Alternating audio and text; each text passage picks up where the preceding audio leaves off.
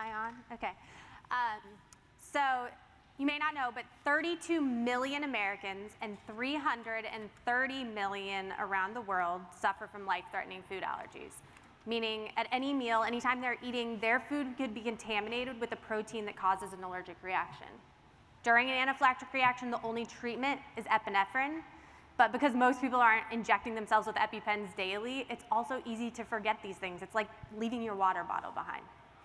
So you can also not leave it in the car. It gets too hot in the car, the medicine degrades, and all of a sudden you've made a $400 mistake by replacing it.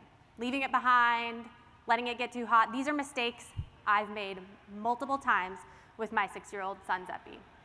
Hi, my name is Liz Tang, founder and CEO of Epireminder, where we're ensuring that life-saving medications are never left behind. So what's Epireminder? That's the wrong button. Small chip that you add to your EpiPen, and then our accompanying mobile app will let you know if you get too far from the medication or if the medication gets too hot or too cold. What's more, in a life-threatening emergency, we can also crowdsource to find the nearest person carrying the medication you need to save a life.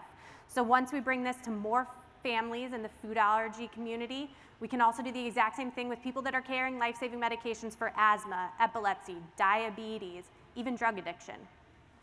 We launched officially just last month, and Epireminders have made their way to half of the US states. All these cute faces up here are people that will never be left without their Epi. We are already providing value. So one mom emailed me the other day saying that this little device, as she called it, has changed her habits more than she expected. She and her husband rushed inside, were cooking dinner, and they got an alert on their phone saying that the Epi was too hot. They looked at each other questioningly, and they were like, oh, we left it in the diaper bag in the car. We were able to alert her before she made that $400 mistake, before the medicine got too bad that she had to replace it. Unfortunately, there are many more that need this technology, right? So I just heard a story the other day about a college kid home for summer break, flying on vacation to Europe with her parents. We all know flights these days are a mess, so she and her parents are on separate flights. She's over the Atlantic Ocean, having an allergic reaction. She's shuffling in her bags underneath her seat when the thought occurs. She left the EpiPens in her mom's bag at the airport. This never would have happened with Epireminder. As soon as she got too far from her mom, she would have gotten the alert. So how can you guys help? How many of you here that are listening know someone that carries Epi with you? Okay, I see you. For those of you that don't know someone, look around and see how many hands. So I would love for you guys to stop by my booth. I can show you how it works. You can even buy one, give it a gift. And I only have 10 seconds left to tell you it's not enough time for all the other things. So standing in my backyard, please come by my booth so I can share all the other help that I need and give the gift of peace of mind to these families that need it. You might save a life in the process. Thank you.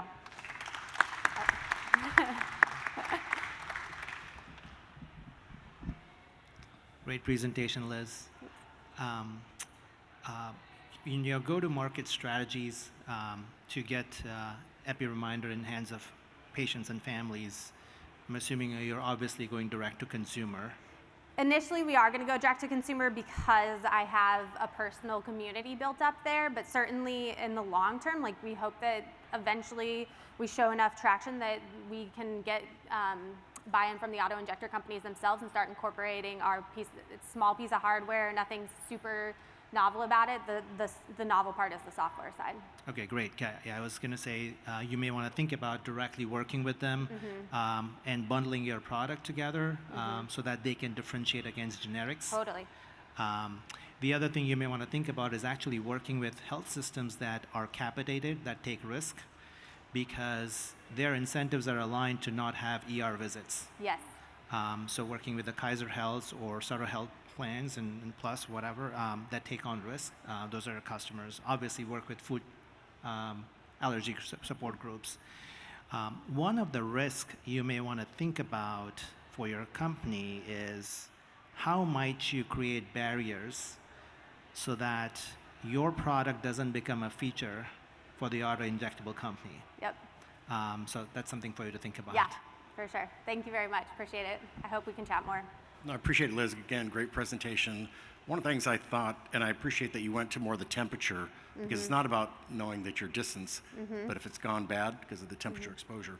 But secondarily, if you could put a little bit of a PZO in there, Because sometimes it can be within 50 feet, but if you don't know where it is, it's Yep. like losing your keys. Yep. Some way of identifying and beeping. We've got so, that, yep. Mm-hmm. So that's great. No, very impressive, and I appreciate what you're doing. So thank you. Great, awesome. Thank you.